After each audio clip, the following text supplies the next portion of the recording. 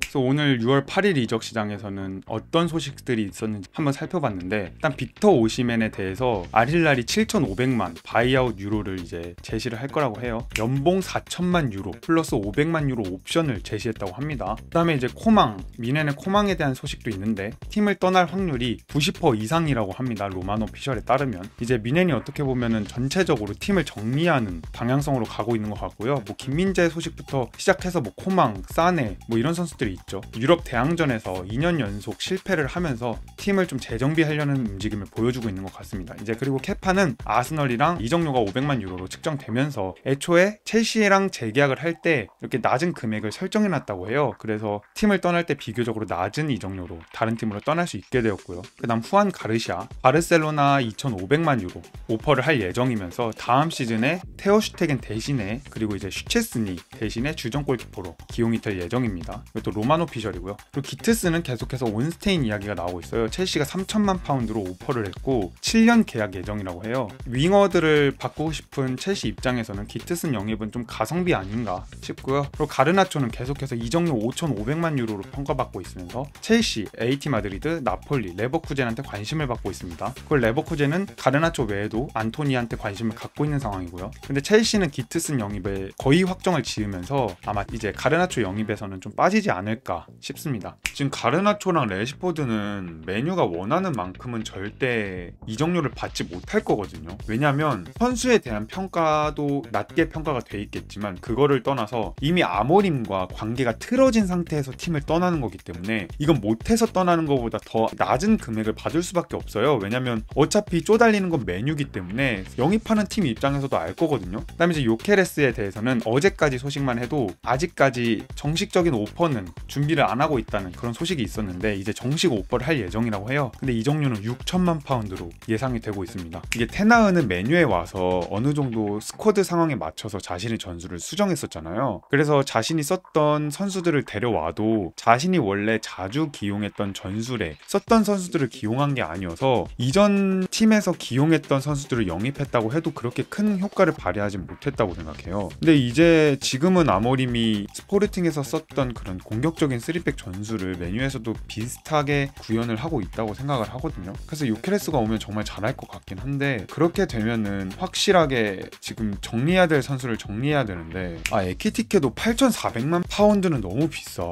8,400만 파운드면 1,547억 원이에요. 에키티케가 그 정도라고? 분데스리가에서 15골, 독일 컵대회와 유로파리그에서 각각 3골, 4골, 그리고 경기당 평균 0.8개의 공격 포인트를 올리며 팀 공격의 핵심으로 자리 잡았습니다. 아니, 잘하는 건 알겠어. 지금 있는 매물 중에는 최고라고 생각을 하는데 지금 있는 매물 중에 최고인 거지 스트라이커 중에 최고는 아니거든요. 근데 이 선수를 어떻게 1,550억을 질러? 말도 안 돼 이거는. 그 다음에 이제 나폴리는 겨울 이적 시장에서 흡이차를 판매하기도 했고 이번에 오시멘을 거액의 이적료를 판매하게 되면서 대폭 영입을 준비하고 있다고 합니다. 그 이강인은 계속해서 나폴리랑 강하게 링크가 나고 있습니다. 근데 이강인은 감독 픽이 아니라, 그러니까 콘테 픽이 아니라 구단주 픽이에요. 이강인이 가서 증명을 하면은 당연히 콘테도 기용을 하겠죠. 어느 정도 잠재력이 있는 선수로 평가를 계속해서 받아왔고, 근데 문제는 이제 시즌 후반에는 아예 보여준 게 없을 뿐더러 이렇게 구단주 픽으로 영입이 되면은 감독이 선뜻 기용을 하지 않겠죠. 거기다가 콘테는 토트넘에서 있을 때 이미 제드 스펜스 사례를 보여줬죠. 그때 S급 잠재력을 가진 선수는 당연히 아니었어요. 근데 어느 정도 잠재력이 있다는 평가를 받는 선수였는데 콘테 자기 스타일 아니니까 임대 뺑뺑이 돌렸죠. 그래서 스펜스도 멘탈에 완전 타격 와가지고 공개적으로도 그런 불만 같은 의견을 표출한 적도 있긴 한데, 그래서 제드 스펜스 사례만 봐도 자기 픽 아니면 제대로 안 쓰는 느낌이에요. 그래서 이강인 선수는 정말 나폴리에 간다면 스스로 좀 많이 증명을 해야 되지 않을까 싶은 거죠. 김민재 선수는 AC 밀란을 포함해서 이탈리아 리그를 다시 복귀할 것을 선호하고 있긴 한데 미넨이 요구하는 금액 자체가 최소 3천만 유로, 거기에 연봉을 현재 세후 800만에서 900만 유로를 순수익으로 받고 있기 때문에 AC 밀란에서는 부담감을 느끼고 있는 것 같아요. 그리고 이제 레앙도 지금 미넨에서 오퍼를 하긴 했지만 그게 7천만 유로 플러스 트레이드 선수를 제시했다고 해요. 근데 그게 김민재 선수라는 피셜이 있긴 한데 뭐 다른 선수를 껴도 트레이드 플러스 이적료로 레앙을 영입하고 싶어 하는 것 같은데 이미 거절을 한 상태라고 해서 레앙에 대해서 1억 3천만 유로 이적료를 측정을 해놓은 상태이면서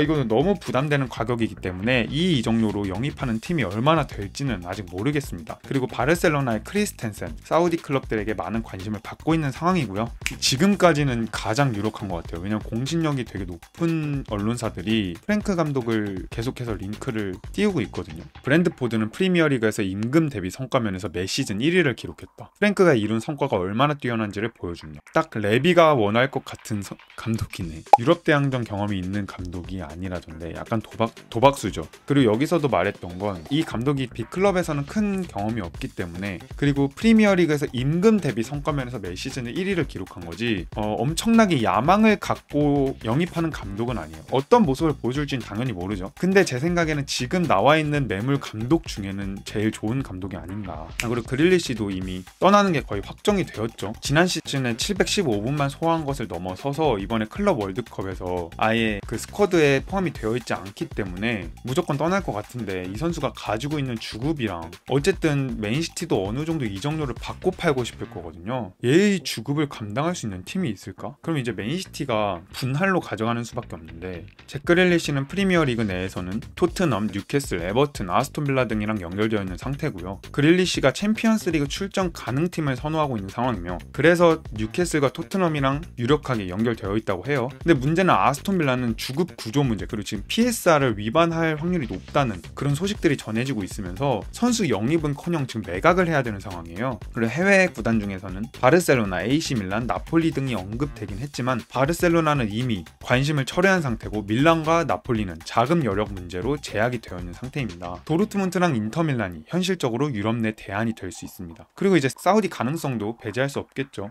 그릴리시의 이적료는 3,800만 파운드에서 4,400만 파운드 사이에서 이적료가 책정되어 있다고 합니다. 이 정도 소식인 것 같은데요, 오늘은. 이게 근데 제가 정리한 것들이 그냥 찌라시들이 아니라 되게 신뢰성이 높은 언론사들에서만 정리를 한 거거든요. 그래서 매일매일이 너무 새롭고, 내일 6월 9일 이적 시장은 또 어떻게 있을지 한번 그때 오겠습니다.